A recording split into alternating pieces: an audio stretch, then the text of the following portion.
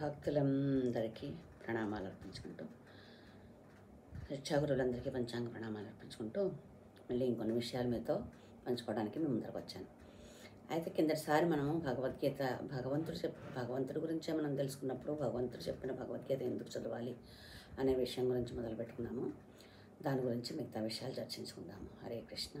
ముందుగా హరే కృష్ణ మంత్రాన్ని 5 times చేసుకుందాము. ముందర అలా స్టార్టింగ్లో 5 times, ఎండింగ్లో 5 times చేసుకుందాము. హరే కృష్ణ. ఓం జయ శ్రీకృష్ణ చైతన్య ప్రభు నిత్యానంద శ్రీ అద్వైత గదాధర శ్రీవాసాది గౌరవ భక్త బృంద. హరే కృష్ణ కృష్ణ కృష్ణ హరే హరే, హరే రామ రామ రామ హరే హరే.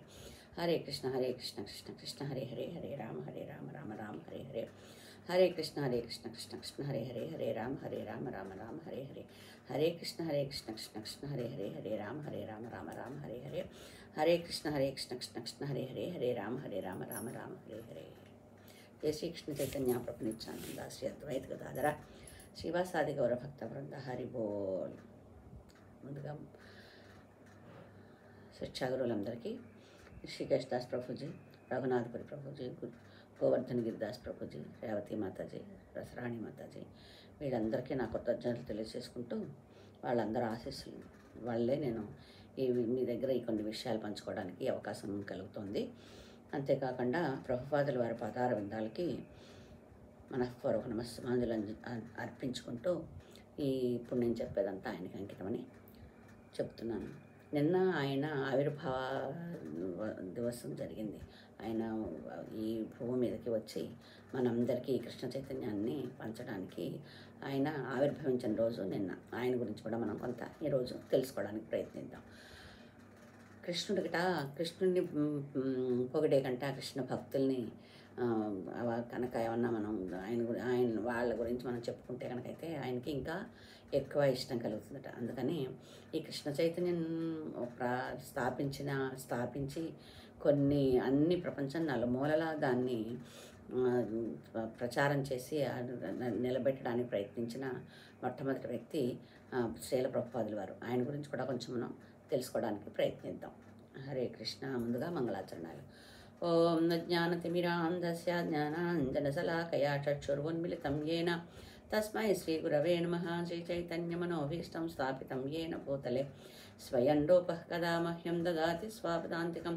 వందేహం శ్రీగురో శ్రీయుతపదకమలం శ్రీగురూన్ వైష్ణవాశ్చ శ్రీరూపం సాగ్రజాతం సహ గణరఘునాథాన్వితం తం సజీవం సాద్వైతం సావధూతం పరిజన సహితం కృష్ణ చైతన్య దేవం శ్రీరాధాకృష్ణపాదాన్ సహ గణలలిత శ్రీ విశాఖాన్వితాశ్చ. హే కృష్ణ కరుణా సింధో దీనబంధో జగత్పతే గోపేశా గోపికా కాంత రాధాకాంత నమోస్తుతే. తప్త కాంచన గౌరాంగే రాధే వృందావనేశ్వరి వృషభానుసుతే దేవి ప్రణమామి హరిప్రియే. నమం విష్ణుపాదాయ కృష్ణప్రేష్టాయ భూతలే శ్రీమతే జయపతాక స్వామిన్యతి నామినే. నమో ఆచార్యపదాయ గౌరణితాయ పదాయనే గౌరకథాధామాదయా నగరగ్రామతారిణే. ఓం నమో విష్ణుపాదాయ కృష్ణప్రేష్టాయ భూతలే శ్రీమతే భక్తివేదాంత స్వామిన్యతి నామినే. నమస్తే సారస్వతే దేవే గౌరవాణి ప్రచారిణే నిర్విశేష శూన్యవాది పాశ్చాత్యదేశతారిణే. ఓం నమో మహావదన్యాయ కృష్ణ ప్రేమప్రదాయ చ కృష్ణాయ కృష్ణ చైతన్య నామ్నే గౌరత్విషే నమః. వాంఛాకల్పతరుభ్యశ్చ కృపా సింధుభ్య ఏవ చ పతితానాం పావనేభ్యో వైష్ణవేభ్యో నమో నమః. జయ జయ శ్రీ చైతన్య జయ నిత్యానంద జయ అద్వైత చంద్ర జయ గౌరభక్త బృంద. జయ జయ శ్రీ చైతన్య జయ నిత్యానంద జయ అద్వైత చంద్ర జయ గౌరభక్త బృంద. జయ జయ శ్రీ చైతన్య జయ నిత్యానంద జయ అద్వైత చంద్ర జయ గౌరభక్త బృంద. హరే కృష్ణ కృష్ణ కృష్ణ హరే హరే, హరే రామ రామ రామ హరే హరే. ఓం నమో భగవతే వాసుదేవాయ. ఓం నమో భగవతే వాసుదేవాయ. ఓం నమో భగవతే వాసుదేవాయ. కంకరోతి వాచాలం పంగుం లంఘయతే గిరిం యత్కృపాతమహం వందే శ్రీగురుం దీనతారిణం పరమానందమాధవం శ్రీచైతన్య ఈశ్వరం. హరే కృష్ణ.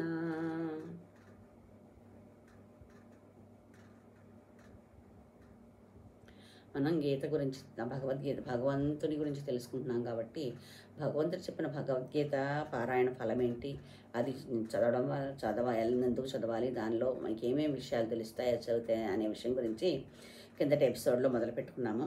అది కొంత చెప్పుకున్నాము.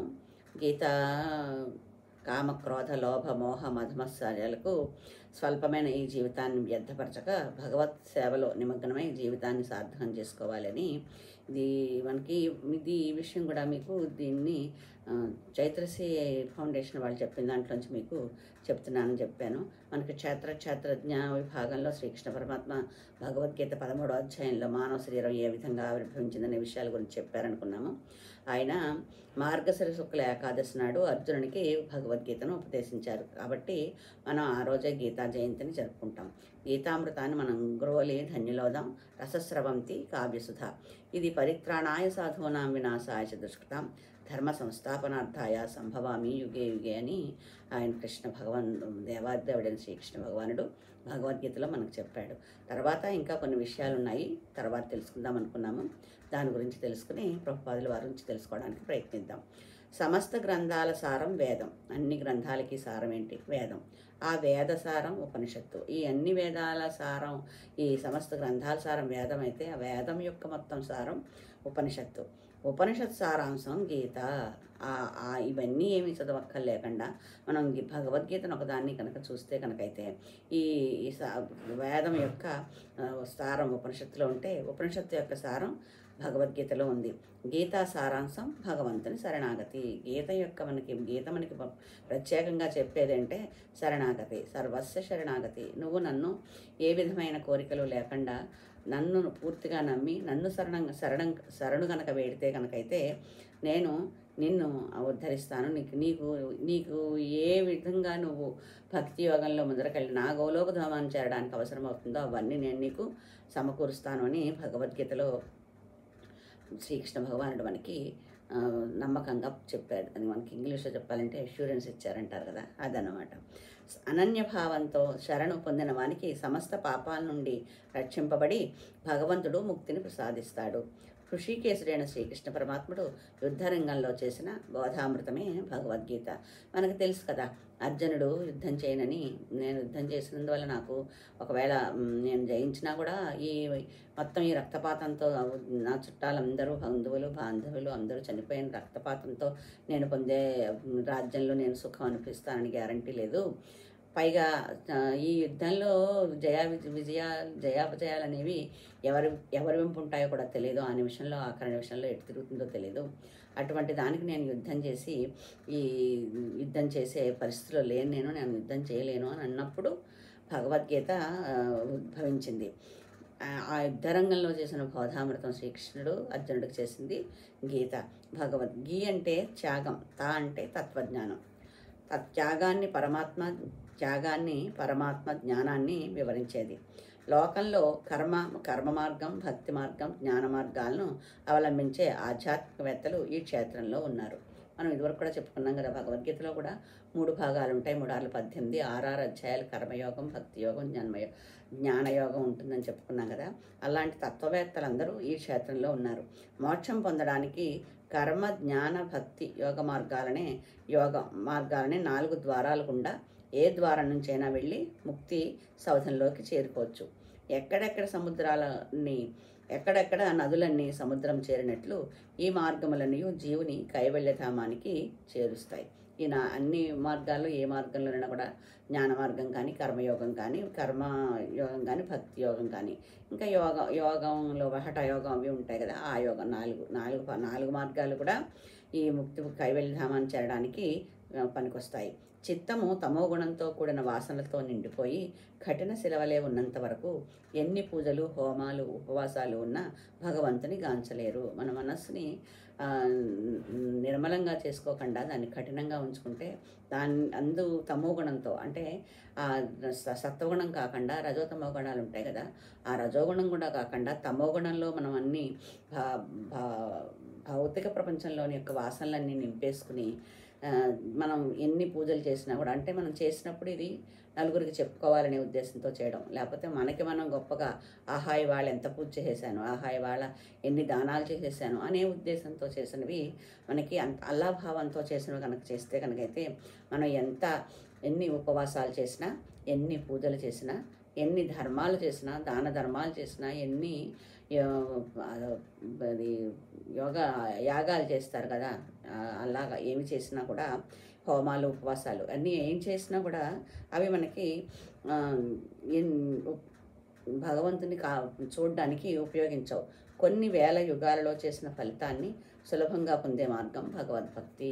మనం ఇలా ప్రయత్నించి, తమోగుణంతో ప్రయత్నించి, భక్తి లేకుండా కొన్ని వేల యుగాలలో అంటే ఎన్నోసార్లు రిపీటెడ్గా చేసినా కూడా పొందని ఫలం మనం భగవద్భక్తి మార్గంలో కనుక వెళ్తే చాలా తొందరగా సులువుగా మనకి లభిస్తుంది. ఆ భక్తి మార్గం సులువుగా అంటే సులువు కాదు, ఒకసారి అందులో అడుగు పెడితేనే దాని విషయం ఏంటి అనేది మనకు తెలుస్తుందన్నమాట. పంచమ వేదంగా ప్రసిద్ధికెక్కిన మహాభారతంలోని భగవద్గీతకు ప్రత్యేక స్థానం ఉంది. భారత యుద్ధంలో కదా మధ్యలో చెప్పారు, అందుకని భగవద్గీత ఒక విధంగా భారతంలో భాగమే కదా. అది భారతాన్ని పంచమ వేదంగా చెప్పారు. వేదాలు 4 అంటాం కదా, 4 కాకుండా 5వ వేదం భారతం. ఆ భారత మధ్యస్థంగా ఈ భారతంలో చెప్పింది భగవద్గీత. భగవద్గీత కేవలం భక్తి బోధనే కాదు, హిందూ సంస్కృతి వికాసానికి మూలాధారాలు అందులో ఉన్నాయి. మొత్తం 18 అధ్యాయాలు మనకి భక్తి గురించే చెప్పదు కదా. భగవద్గీత చదివితే ఓన్లీ భక్తి అని కాదు, కానీ భక్తి యొక్క ఇంపార్టెంట్ ఏంటి, దాని ప్రాముఖ్యత ఏంటి అనే విషయం మనకి భగవద్గీతను చదివి ఆకలింపు చేసుకుంటే మనకు తెలుస్తుందన్నమాట. అందులో అదొక్కటే భక్తి గురించి ఒక్కటి ఉంచే కాకుండా హిందూ ధర్మాన్ని, హిందూ సంస్కృతిని అది ఎలా పెంపొందించాలి, దాని మూలాధారాలు ఏంటి, మూలం ఏంటి దానికి అనే విషయాలన్నీ కూడా భగవద్గీతలో ఉన్నాయి. ధర్మక్షేత్రం, కురుక్షేత్రం. ఈ కురుక్షేత్రంలోని పాండవులకు కౌరవులకు మధ్య జరుగుతున్న భీకర సంగ్రామం. ధర్మానికి అధర్మానికి అనాదిగా అవిరామంగా జరుగుతున్న పోరాటం ఎప్పుడు జరుగుతూనే ఉంటుంది. ధర్మానికి అధర్మానికి ఎంత ఎలా జరిగినా కానీ మనం అందరికీ తెలిసిన విషయం ఏంటంటే, అధర్మంగా ఉన్నవాళ్ళు ఎంత బలంగా ఉన్నా, ఎంత సేనలు ఎక్కువ ఉన్నా, లేకపోతే ఎంతో యోధులు అందులో ఉన్నా కూడా వాళ్ళ అధర్మ ప్రవర్తన వల్ల మాత్రం వాళ్ళు గెలవలేరనమాట. అందుకని ఎంత చిన్నగా ఉన్నా, లేకపోతే మరీ ఎక్కువ యోధులు లేకపోయినా కూడా ధర్మం ఒక్కటే వాళ్ళకి బలం ఇచ్చి ధర్మం గెలిచేలా చేస్తుందన్నమాట. ఆ పరిస్థితిలో పార్థుడే కాదు, ఎవరున్నా అంతర్మథనానికి లోను కావాల్సిందే. అలాంటి విషమ పరిస్థితిలో ఎదురుగుండా ఉన్న వాళ్ళందరూ మన వాళ్ళే అని కనిపిస్తున్నప్పుడు, అది పొరపాటున మనం ఏదైనా జరిగి మన వల్ల వాళ్ళు మరణిస్తే కూడా మనం చాలా బాధపడతాం. ఇదేంటి ఇలా జరిగింది, ఏంటి మనం ఇది ఎందుకు జరిగింది అని. అలాంటి ప్రత్యక్షంగా ఎదురుగుండు చూస్తూ వాళ్ళ మీద డైరెక్ట్గా బాణాలేసి వాళ్ళతో యుద్ధం చేయాలి అంటే ఆ పరిస్థితిలో ఎవరున్నా కూడా అలాగే అంతర్మథనం పొందాల్సిన అవసరం ఉంటుంది అంటున్నారు ఇక్కడ. పార్థుని సందేహాలకు ఇచ్చిన సమాధానమే ఈ గీతా సారాంశం. నేను ఎందుకు యుద్ధం చేయాలి, యుద్ధం చేసిన ముందు లాభం ఏంటి, నాకు అన్ని నష్టాలే కనిపిస్తున్నాయి, అంతేగాని నాకు ఇందువల్ల లాభాలు ఏమీ కనిపించట్లేదు. అటువంటప్పుడు నేను యుద్ధం ఎందుకు చేయడం, యుద్ధం చేసిన తర్వాత మన క్లేశానికి, మనో సంక్షోభానికి గురవుతాను అని తెలుస్తున్నప్పుడు నేను ఎందుకు యుద్ధం చేయడం అని చాలా విషయాలు కృష్ణ భగవానుని అర్జునుడు అడుగుతాడు.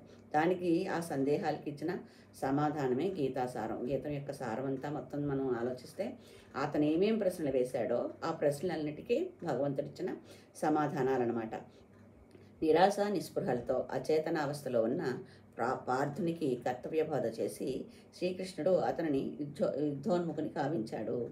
అన్ని విషయాలు అడిగినప్పుడు అతనికి విపులీకరంగా అతనికి అర్థమయ్యేలా, అతను ఈ విషయం కరెక్టే అని ఆ జ్ఞానం అతనికి కలిగేలా చాలా విపులీకరంగా ఆయనకి చెప్పి, మధ్యలో అతను వేసిన ప్రశ్నలకు సమాధానాలు చెప్పి, తనేమిటో, తను ఎందుకు ఇక్కడికి రావాల్సి వచ్చిందో, ఈ ప్రపంచానికి తనలో ఉన్న విభూతులేంటో ఇవన్నీ చెప్పి అతనికి యుద్ధం, ఇప్పుడు నేను చేయాల్సిన యుద్ధమే అనే భావన అతనిలో కలిగేలాగా శ్రీకృష్ణుడు ఈ గీత అంతా చెప్పి అర్జునుడిని మళ్ళీ యుద్ధం చేయడానికి ప్రిపేర్ చేశాడనమాట. దాన్ని ఆయన కర్తవ్యోన్ముఖుని చేశాడు.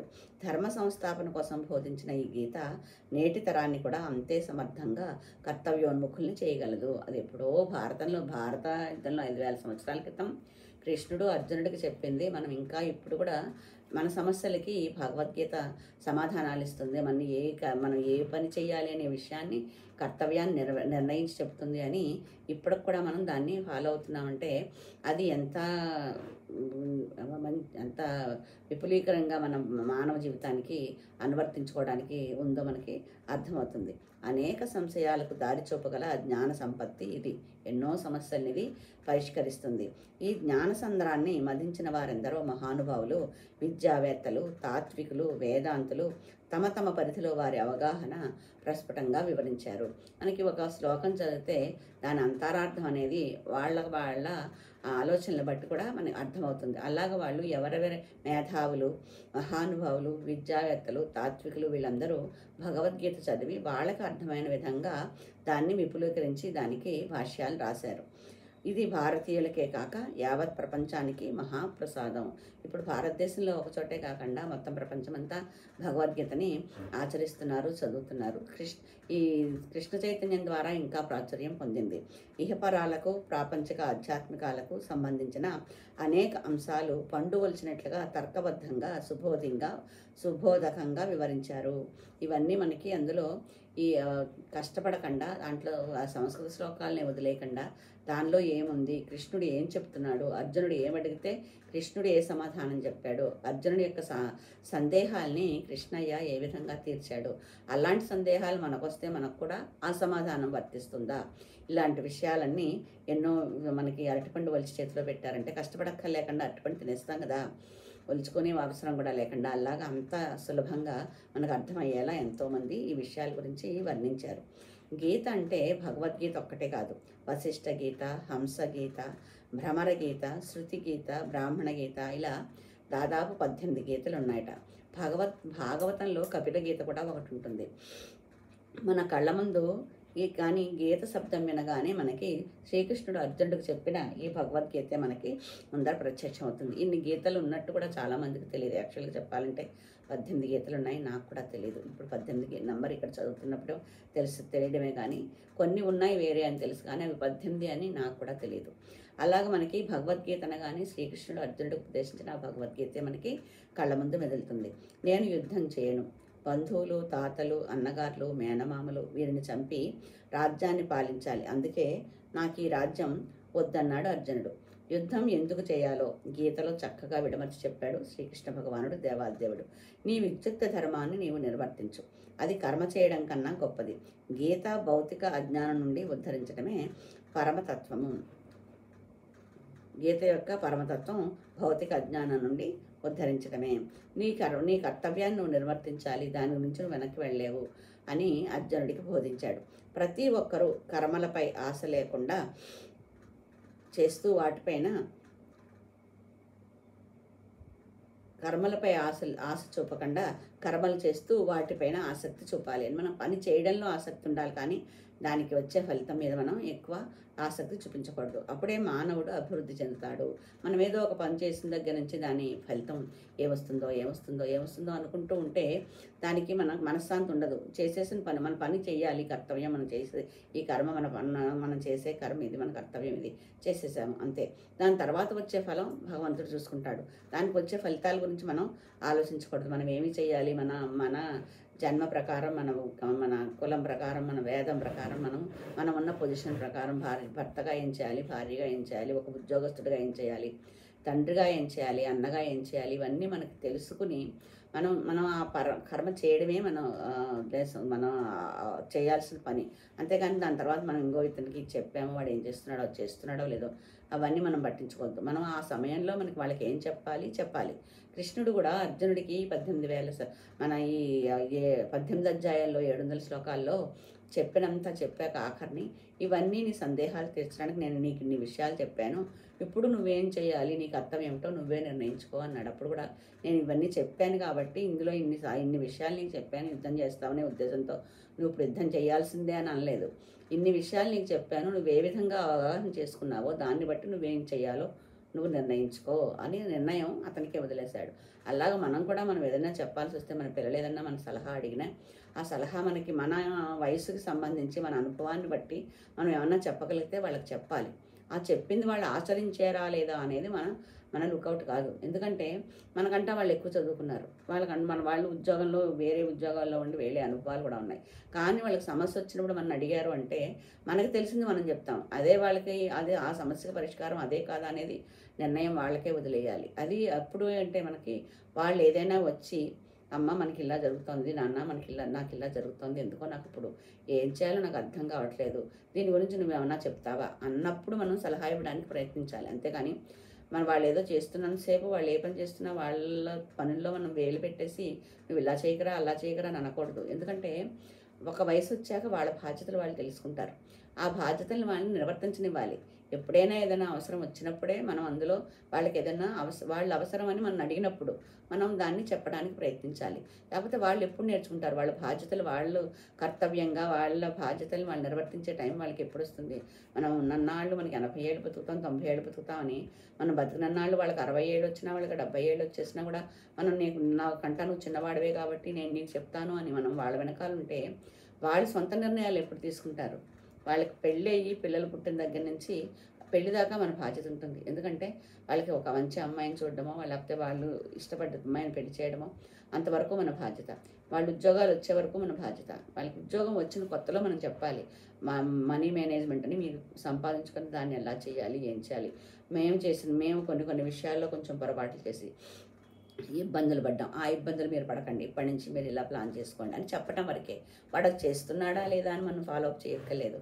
అది వాళ్ళ నిర్ణయం. అలాగా మనకి ఆ పెళ్ళయి వాళ్ళ సంసారం వాళ్ళకి ఏర్పడి మనతో కూడా ఉన్నా సరే మనం కూడానే ఉండాలి వాళ్ళు మన కొడుకులుగా వాళ్ళ బాధ్యత, కూతురుగా వాళ్ళ బాధ్యత. అలాగా మనతో పాటు మనకు అవసరమైనప్పుడు మనం కూడా ఉంటారు. కానీ వాళ్ళు అడగందే మనం సలహా అప్పటి నుంచి ఇవ్వకూడదు. వాళ్ళ బాధ్యతను వాళ్ళు నెరవేర్చుకోవాలి. ఎందుకంటే కొన్నాళ్ళేసరికి వాళ్ళ పిల్లలు పెద్దాళ్ళే నాన్న నేను చెప్తున్నాను వినమన్నప్పుడు వాళ్ళు ఎప్పుడు ఇంకా మనం చెప్పేది విని వాళ్ళ కొడుకులు చెప్పేది విని వాళ్ళంతటగా వాళ్ళు బతికేది ఎప్పుడు? వాళ్ళ నిర్ణయాలు వాళ్ళు ఆచరించి వాళ్ళ ఆనందం పొందేది ఎప్పుడు? దాని కష్టసుఖాలు వాళ్ళు అనిపించాలి. ఎందుకంటే వాళ్ళు ఇది విషయం మేము చేస్తున్నాము అన్నప్పుడు దానికి వచ్చే ఫలితం వాళ్ళు అనుభవిస్తారు. అదే మనం కాకుండా మనం దూరిపోయి మనం చెప్పినట్టే వాళ్ళని చేయమన్నాం అనుకోండి, ఆ ఫలితం మంచైనా చెడైనా మనం చెప్పిన మంది వాళ్ళు వచ్చిన మనకి గర్వం వస్తుంది. వాళ్ళు కూడా ఇది నా నిర్ణయం కాదు, ఏదైనా చెడు జరిగింది అనుకోండి, చూసావా నాన్న నేను చేస్తానంటే నువ్వు ఇచ్చేయమన్నావు దానివల్ల ఇది వచ్చింది అనే భావం వాళ్ళలో ఉంటుంది. అందుకని ఆ బాధ్యతని వాళ్ళని తీసుకునేలా చేయాలి. మనం కొంత వయసు వరకే వాళ్ళ వెనకాల ఉండాలి. తర్వాత వాళ్ళు అడిగినప్పుడు మాత్రమే మనం సలహా ఇవ్వడానికి ప్రయత్నించాలన్నమాట. అందుకని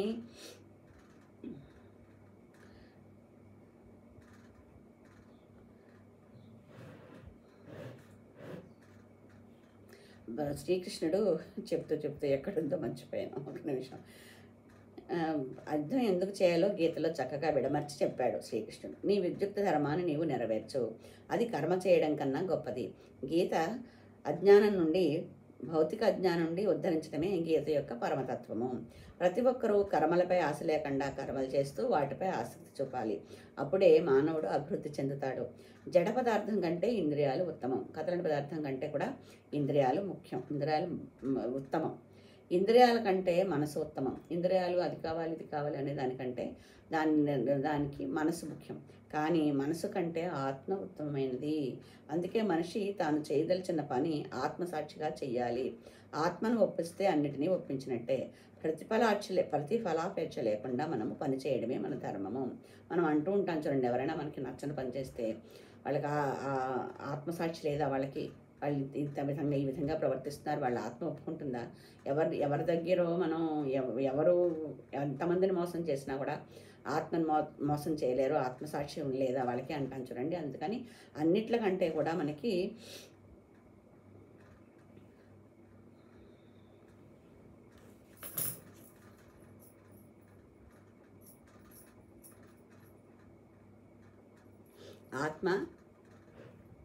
అన్ని ఇంద్రియాల కంటే జడ పదార్థం కంటే ఇంద్రియాలు ఉత్తమం, ఇంద్రియాల కంటే మనసు ఉత్తమం, మనసు కంటే ఆత్మ ఉత్తమమైనది.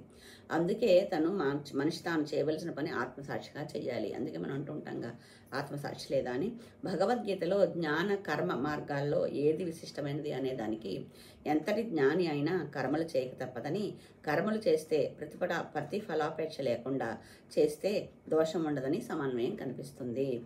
ఏ ఏ జ్ఞాన మార్గం కానీ కర్మ మార్గం కానీ ఏది విశిష్టమైనది, ఏది గొప్పది అనే కనుక మనం దాని గురించి ఆలోచిస్తే,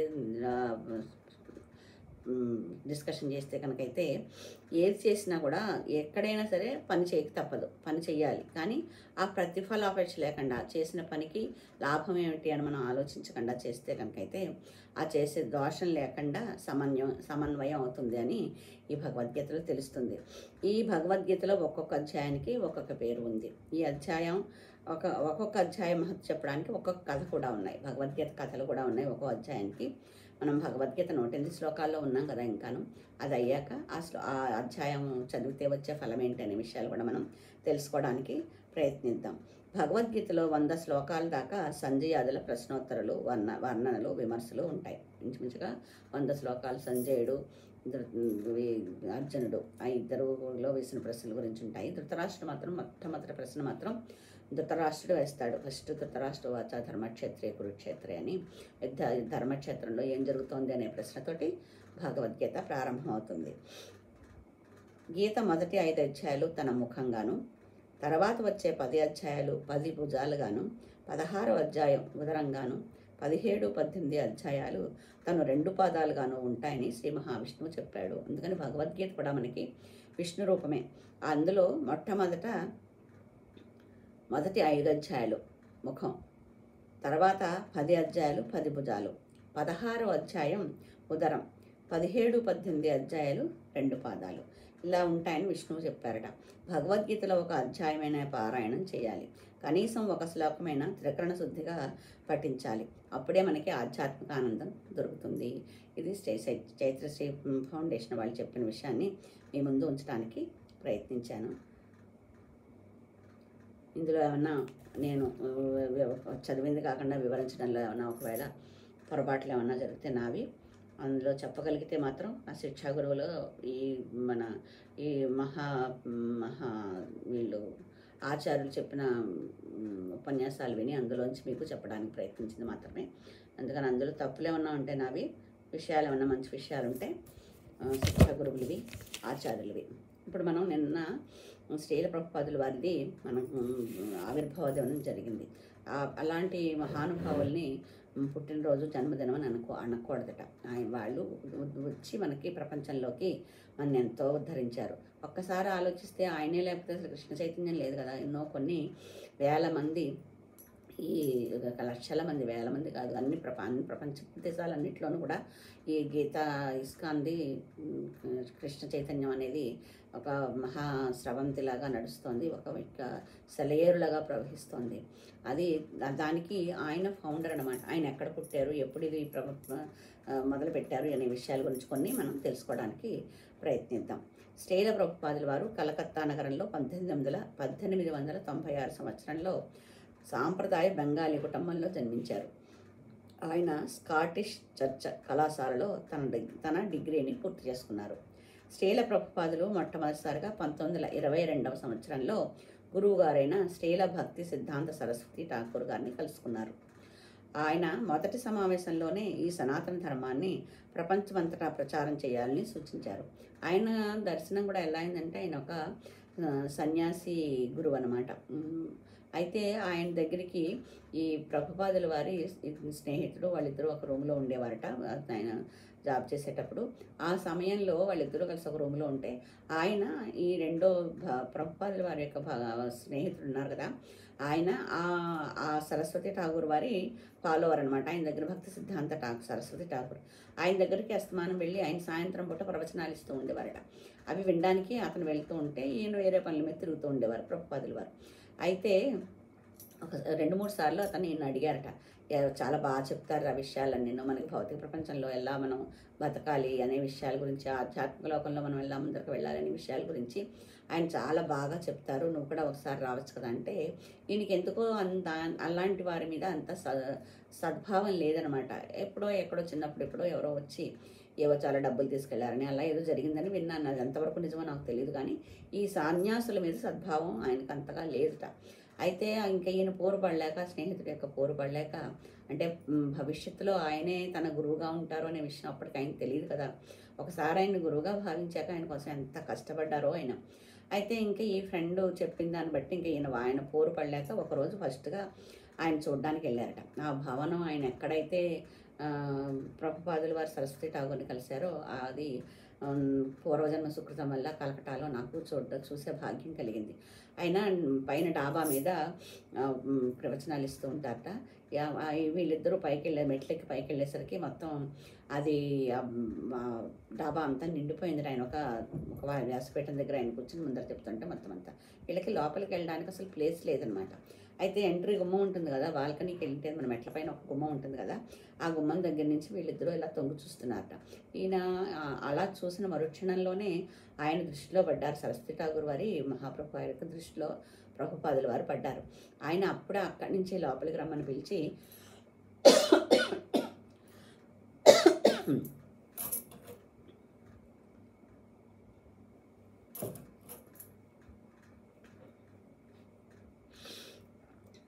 మొదటి సమావేశంలోనే ఈ సనాతన ధర్మాన్ని ప్రపంచమంతా ప్రచారం చేయాలని సూచించారు. నీకు ఆంగ్ల భాష బాగా వస్తుంది కాబట్టి నువ్వెందుకు పాశ్చాత్య దేశాల్లో మన భారతీయ సంస్కృతిని ప్రచారం చేయకూడదు, ఇది చెయ్యాలి, నువ్వు చేస్తే బాగుంటుంది అని అన్నారట. ఇదేమిటి మొట్టమొదటి చూడగానే ఇలా చెప్పేస్తున్నారు ఆయన అసలు అక్కడ నిలబడకుండా పరపొచ్చేసట.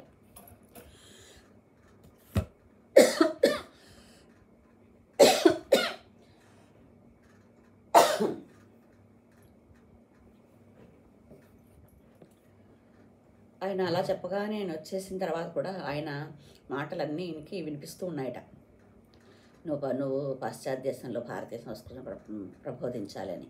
ఎందుకంటే ఫస్టే ఆయనకి అసలు అలాంటి వాళ్ళు అంటే ఇష్టం లేదు అనుకున్నారు కదా. కానీ ఆయన మొదటి కలయికలోనే ఈయన యొక్క నాలెడ్జ్ని ఆయన గుర్తించి, అసలు పరిచయం లేదు కదా, ఆయన ఏంటో తెలియదు, ఏమీ తెలియదు, అయినా కూడా ఈయనకున్న విద్వత్తు ఏంటి, ఈయన దగ్గర ఉన్న ప్లస్ పాయింట్లు ఏంటి అవన్నీ ఆయనకు తెలిసి ఆయన వెంటనే అలా చెప్పగానే ఆయనకి అదే రిమైండ్ మనసులో మెదులుతూ ఉంటుందట.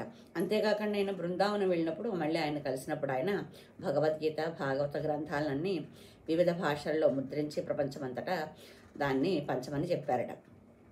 శ్రీల ప్రభుపాదుల వారు 1932లో దీక్షను తీసుకుని 1959లో సన్యాసాన్ని స్వీకరించారు. 22లో మొట్టమొదట ఆయన కలిసిన తర్వాత 10 సంవత్సరాల తర్వాత ఆయన ఈ దీక్షను తీసుకోవడం జరిగింది. ఆయన 1965లో 65 సంవత్సరాల వయసులో గురువు ఆదేశాలను నెరవేర్చడం కొరకు సరుకు రవాణా నౌకలో 35 రోజులు ప్రయాణించి న్యూయార్క్ చేరుకున్నారట. ఆయన ఆగస్టు 13వ తారీఖు 1965 సంవత్సరంలో ఆయన ఇక్కడి నుంచి కలకట్టా నుంచి న్యూయార్క్ నగరానికి ఓడలో ప్రయాణించారట. ఓడ ఎలాంటిదంటే ఎంతోమందిని ఎన్నో రకాలుగా ఆయన ప్రార్థించారట. నన్ను అంటే ఆ రోజుల్లో ఈయన దగ్గర కూడా ఎక్కువ పైసలు అవి ఉండేవి కాదనమాట. దేశం వెళ్ళడం అంటే ఒక చిన్న విషయం కాదు కదా. అందుకని అందరినో అడిగారు, మమ్మల్ని అక్కడ పంపిస్తావా, లేకపోతే అక్కడ ఉన్న వాళ్ళు ఎవరైనా ఇక్కడి నుంచి పిలిపించుకోవచ్చు కదా, అలాంటిది ఏదైనా జరుగుతుందా అని ఎంతో అడిగితే అది జరగలేదనమాట. ఆఖరికి ఒక మురార్జీ దేశాయ్ అని ఆవిడ పేరు ఏదో ఉంది, స్మృతి మురార్జీ సంథింగ్, ఆవిడ రవాణా సౌకర్యాలకు వెళ్ళే నౌకలో ఆయన పంపించడానికి అంగీకరించారట. ఆయన ఇక్కడి నుంచి బయలుదేరినప్పుడు కేవలం ఆయన దగ్గర ఒక 40 రూపాయలు మాత్రమే ఉన్నాయి. ఆయన ఎక్కడికి వెళ్తున్నారో తెలియదు, అక్కడ ఎలా ఉంటుందో తెలియదు, ఏం చేయాలో తెలియదు, ఈయన అక్కడ ఎలా ఆదరిస్తారో తెలియదు. మనకి హిందూ దేశంలో అయితే, భారతదేశంలో అయితే సన్యాస దుస్తుల్లో ఉన్నట్లయితే మనం కొంత గౌరవాన్ని ఇస్తాం వాళ్ళకి. అక్కడ అసలు ఆ వెళ్ళే ప్లేసు ఎలా ఉంటుందో తెలియదు, అక్కడ ఎవరు పనిచేస్తూ లేరు, ఉండడానికి ఎక్కడైనా ఏమన్నా ఉంటుందో తెలియదు, తినడానికి ఏం దొరుకుతుందో తెలియదు. కానీ ఏ వయసులో బయలుదేరారంటే తెలుసు, ఆయన 69 నుండి ఆయన ఆగస్టు 13వ తారీఖుని యుద్ధ నౌకలో ఎక్కితే 21వ తారీఖు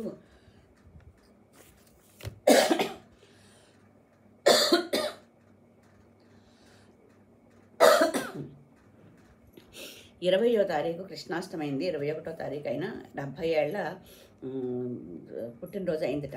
జనరల్గా 70 ఏళ్ళ పుట్టినరోజు అయితే మనకి షష్ఠిపూర్తి 60 ఏళ్ళ పుట్టినరోజు ఎలా చేసుకుంటారో 70 ఏళ్ళకు కూడా అలాగా మహా ఉత్సవంలాగా చేసుకుంటారనమాట జనరల్గా. ఆయన మొదటి రోజు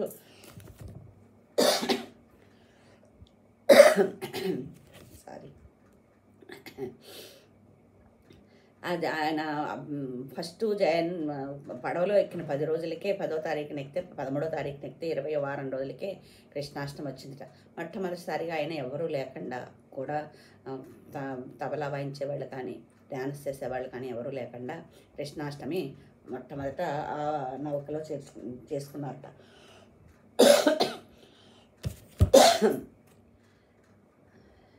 అక్కడ నౌకలో ఉండేవాళ్ళు ఉంటారు కదా, సరంగులు, ఇంకా అక్కడ పనిచేసేవాళ్ళు, వాళ్ళందరికీ ఆయనంతటా ఆయన అక్కడ ఆయన ఉండే ప్లేస్లో కొంచెం వంట చేసి భగవంతునికి ఇచ్చి వాళ్ళందరికీ ఇచ్చి కృష్ణాష్టమి జరుపుకున్నారట. ఆ మొన్నాడే ఆయన 70వ సంవత్సరం యొక్క బర్త్డే అనమాట. అది కూడా నిరాడంబరంగా ఎవరికి చెప్పకుండా అలాగా జరిగింది. అదే మనం చూడండి, ఇప్పుడు ఇన్నేళ్ల తర్వాత ఆయన ఆవిర్భావ దినాన్ని మనం ఎంతో ఆనందంగా ఎంతో కొన్ని లక్షల కోట్ల మంది జరుపుకుంటున్నారు. అది ఆయన నాకు 70 ఏళ్ళు నేను ఏమీ చేయలేను అనుకోకుండా ఎన్ని ఎదురు దెబ్బలు జరిగినా అక్కడ ఎన్నో కష్టాలు పడ్డారు ఆయన. ఒక్క 40 రూపాయలు అంటే డాలర్లో ఎన్ని ఉంటుంది, $7 $8 ఉందేమో ఆ టైంలో. అంత కొద్ది ధనంతో అమెరికా దేశంలో గడవాలి అంటే ఎవరు పరిచయం లేని ప్లేస్లో చాలా చాలా సాహసం చేసినట్టే చెప్పుకోవచ్చు. ఇప్పుడు మన పిల్లలు వెళ్తున్నారంటే వాళ్ళకి ఎన్నో సౌకర్యాలు, ఇప్పుడు ఇక్కడికి వెళ్ళే ముందు నుంచే అక్కడ ఎన్నో సౌకర్యాలన్నీ అరేంజ్ చేసి కొన్ని డబ్బులు మూట కట్టి పంపించి ప్రతి నెల వాళ్ళకి ఇన్ని డబ్బులు వేస్తూ ఉంటే వాళ్ళు అక్కడ చదువుకోవడానికి వెళ్ళి మేము చాలా గొప్ప పని చేసామని అంత ఫీల్ అయిపోతూ ఉంటారు. మనం పంపించేసాము, మనం చెప్పించేసాము, మనం కూడా మా అబ్బాయి అమెరికా వెళ్ళాడు, మా అమ్మాయి అమెరికా వెళ్ళింది, విదేశాలకు చదువుకుంటూ వెళ్ళింది, మనం ఎంతో గొప్పగా చెప్పుకుంటాం. అలాంటి ఏ అండా లేకుండా ఎవరి సహాయం లేకుండా భగవంతుని నమ్ముకుని ఆయన ఎంతో ధైర్యంగా వెళ్ళారు. అంతేకాదు ఆయన సముద్రంలో ఉన్నప్పుడు సీ సిక్నెస్ అంటారు, సముద్రం వాతావరణం పడకపోతే అలాగా ఆయనకి 2 సార్లు హార్ట్ అటాక్ వచ్చిందట. మనం మామూలుగా ఇక్కడ హార్ట్ అటాక్ అనగానే ఏం చేస్తాం, గబగబా విత్ ఇన్ టైంలో వెళ్ళాలి హాస్పిటల్కి అనుకుంటూ వెళ్ళిపోయి డాక్టర్ వైద్యాలు అవన్నీ చేయించుకున్నాం. అక్కడ ఆయన పలకరించే మనిషి కూడా లేరు. ఆ భగవంతుడి మీద భారం వేసి, నువ్వు ఇవన్నీ ఎందుకు తెప్పిస్తున్నావో నాకు తెలియదు, నువ్వు నా గురువుగారి ఆజ్ఞ ప్రకారం నేను ఆజ్ఞని శిరసావహించి నేను ఆ పాశ్చాత్య దేశంలో భారతీయ సంస్కృతి పెంపొందించాలనే ఉద్దేశంతో నేను వెళ్తున్నాను, దానికి నువ్వు సాయం చేయాలి, నువ్వు ఎలా చేస్తావో నాకు తెలియదని ఆ కృష్ణ పరమాత్మని నమ్ముకుని ఆయన ధైర్యంగా అక్కడికి వెళ్ళారు. 1966 జూలైలో అంతర్జాతీయ కృష్ణ చైతన్య సంఘం ఇస్కాన్ అని స్థాపించారు. మరియు ఎంతోమంది విదేశీయులను కృష్ణ భక్తులుగా మార్చారు. మనకి భారతదేశంలో వాళ్ళకి కొంత నాలెడ్జ్ ఉంటుంది, ఏదో పురాణ కథలు చదివి లేకపోతే భారత భాగవతాలు చిన్నప్పుడు పిల్లలు చదివి చెప్పినవి. అందుకని మనం ఏదైనా ఒకళ్ళు చెప్పితే ఇలా చేయాలి అంటే అది ఏ గ్రంథంలో ఉంది, భారతంలో ఉందా, భాగవతంలో ఉందా, వేదాల్లో ఉందా, ఎందులో దీని గురించి చెప్పారు అనే విషయం మనం కొంచెం ఆలోచించడానికి ప్రయత్నిస్తాం.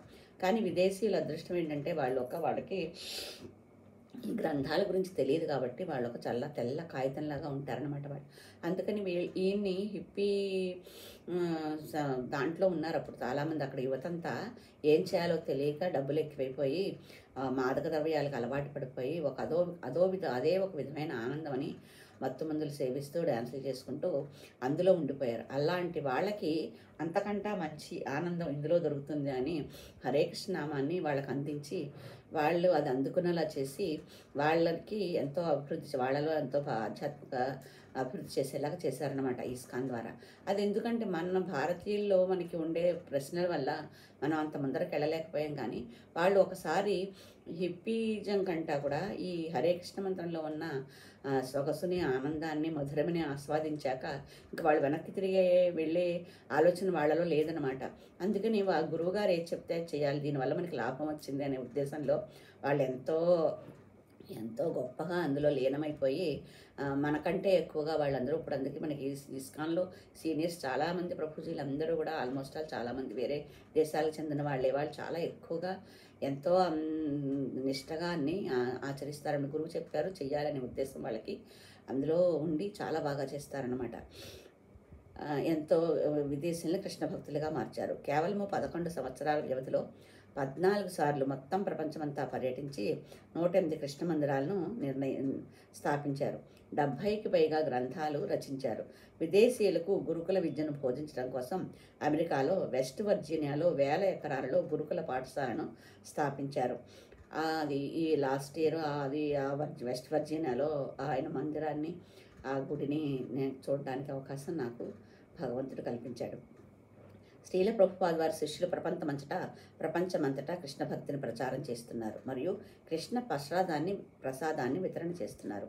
శ్రీ ప్రభుపాదుల వారు 1977 నవంబరు 14న తన శరీరాన్ని వదిలి శాశ్వతంగా కృష్ణ యొక్క లోకాన్ని చేరుకున్నారు. జై శ్రీల ప్రభుపాద. ఆయన ముందరెప్పుడు ఉండేటప్పుడు కూడా వాళ్ళ గురువుగారు ఈ పుస్తకాలన్నీ భగవద్గీత, భాగవతం ఇవన్నీ ప్రచారం చేయండి, అన్ని చోట్ల ఇది అందేలా చేయండి అని చెప్పారు. కాబట్టి ఆయన ఎన్నో రకాలుగా ఆయనకు నచ్చింది ఏంటంటే మనం ఆయన పుస్తకాలన్నీ అందరికీ అందేలా చేయాలని, ఆ పుస్తక వితరణ బాగా జరగాలని ఆయన ఆకాంక్షించారు. అందుకని ఆయన ఏం చెప్పారంటే, నేను ఈ భౌతిక ప్రపంచంలో ఈ భౌతిక శరీరంతో ఉన్నా లేకపోయినా ఆ పుస్తక రూపంలో నేను మీతోటే ఉంటాను. ఆ పుస్తకాలన్నీ మీరు ఎలా ఎంత పంచుతారో అంత ఆనందాన్ని నేను పొందుతాను.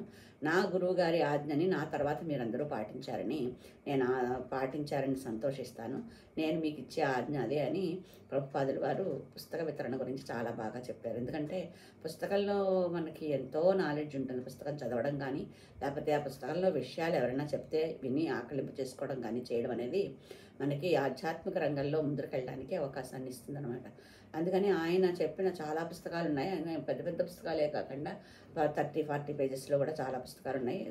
కృష్ణుడు చేరే మార్గం ఏంటి, అలాగే చిన్న చిన్న పుస్తకాలు మీకు ఎప్పుడైనా వీలైతే ఈ మధ్యన ఆన్లైన్లో కూడా దొరుకుతున్నాయి. కానీ అంతకంటే మీరు మందిరానికి వెళ్ళి హాబిట్స్లో ఉంది రాధా మదన్ మోహన్ మందిరం, అక్కడికి వెళ్ళి అది ఆయన దర్శనం చేసుకుని ఆ పుస్తకాలు తెచ్చుకున్నారనుకోండి, ఆ ఫండ్స్ ఆ గుడికి కూడా పనికొస్తాయి. మీరు ఆ విధంగా కూడా కృష్ణ గుడిలో మీరు సేవ చేసినట్టు అవుతుంది. అందుకని మొత్తం పెద్ద పెద్ద పుస్తకాలన్నీ తెచ్చుకోకపోయినా చిన్న చిన్న పుస్తకాలు చాలా ఉంటాయి అక్కడ. దాన్ని చూసి మీరు తెచ్చుకుని ఈ కృష్ణ చైతన్యంలో ముందరకు వెళ్ళాలని మనసా వాచా కర్మణ భగవంతుని ప్రార్థిస్తూ ఈరోజు ఇంతతో ఆపుతాము. మళ్ళీ ఇంకొన్ని విషయాలు తెలుసుకోవడానికి మళ్ళీ 10వ అధ్యాయంలో 41వ శ్లోకం ఒకటి మిగిలింది. కానీ 21వ శ్లోకం నుంచి 40 శ్లోకాల వరకు భగవంతుని యొక్క విభూతులు చాలా ఉన్నాయి. అవి ఏమిటో తెలుసుకుని 41వ శ్లోకం పూర్తి చేసుకుంటే మన 10వ అధ్యాయం కంప్లీట్ అవుతుంది. నెక్స్ట్ ఎపిసోడ్తో మళ్ళీ ఆ విషయం గురించి చెప్పడానికి మేము ముందుకు వస్తాను. అంతవరకు సెలవు.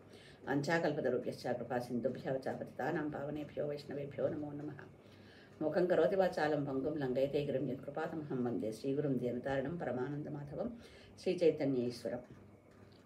హరే కృష్ణ కృష్ణ కృష్ణ హరే హరే, హరే రామ రామ రామ హరే హరే, హరే కృష్ణ కృష్ణ కృష్ణ హరే హరే, హరే రామ రామ రామ హరే హరే, హరే కృష్ణ కృష్ణ కృష్ణ హరే హరే, హరే రామ రామ రామ హరే హరే, హరే కృష్ణ కృష్ణ కృష్ణ హరే హరే, హరే రామ రామ రామ హరే హరే, హరే కృష్ణ కృష్ణ కృష్ణ హరే హరే, హరే రామ రామ రామ హరే హరే. జయ శ్రీకృష్ణ చైతన్య ప్రభు నిత్యానంద శ్రీ అద్వైత గదాధర శ్రీవాసాది గౌరభక్త బృంద హరి బోల్. నితాయ గౌర ప్రేమానందే హరి బోల్. ఇందులో ఏమన్నా చెప్పిన దాంట్లో ఒప్పులేమన్నా ఉంటే నావి, తప్పులేమన్నా ఉంటే నావి, ఒప్పులేమన్నా ఉంటే శిక్షా గురువులవి ప్రవచనాల నుంచి విన్నవి మీ ముందు ఉంచడానికి ప్రయత్నించింది. ఇప్పుడు వరకు నేను చెప్పిందంతా శ్రీల ప్రభుపాదుల వారు పాదారవిందాలకి అంకితం చేస్తూ హరే కృష్ణ. మరికొన్ని విషయాలతో మళ్ళీ మీ ముందుకు వస్తాను. అంతవరకు సెలవు.